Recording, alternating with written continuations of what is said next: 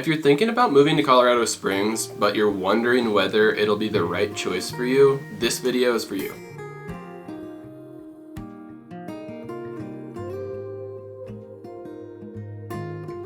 My name is Ben, and in this channel we make videos about what it's like to live and move to the Colorado Springs area. Having grown up in the area, I've gained a lot of experience on some of the intricacies of Colorado Springs. Also, we are a team of realtors, so if you are getting any value out of these videos, we'd love to hear from you, but also just love talking about Colorado Springs. So give us a text or a call. We'd love to hear from you and see how we could help. So if you're watching this video right now, you've probably done a ton of research on Colorado Springs and seen videos similar to this. And in those videos, you probably heard things like cost of living, the mountain scenery, and a whole bunch of reasons why people are moving to the area. And that's helpful, but really want to give you some extra context by explaining a couple stories of recent clients of mine who moved to the area and kind of their reasoning behind it. So the first client story I kind of want to touch on is a couple I'm actually working with right now, Aubrey and Nate. Aubrey and Nate, if you guys are watching this video, super excited to see you in a couple weeks. So Aubrey and Nate are moving from California to Colorado Springs, and they're currently under contract with their house in California, and then will be out in a couple weeks to look at houses. And they're primarily moving to Colorado Springs for a job opportunity for Nate. So Nate's going to be working at the Young Life Military Center in downtown, which I feel like a lot of people, when they think of moving to Colorado Springs, they think that they need to get jobs in Denver, but there really are a ton of different opportunities in Colorado Springs itself. So Aubrey and Nate have a couple high school aged kids who are obviously still living at home, and at first they were a little hesitant to take this new job opportunity because they weren't quite sure where their kids would go to school and if they'd have good opportunities for them. But after doing a bunch of research on the schools in the area, they felt pretty comfortable moving here. They were specifically wanting a high school that had like good athletic opportunities and extracurricular activities, and they really were able to find this. So they ended up honing in on the kind of Pine Creek High School area. And I think their situation in general just kind of speaks to A, the amount of good schools in the area, and B, the amount of job opportunities there are. And then we have Kirsten and Jake,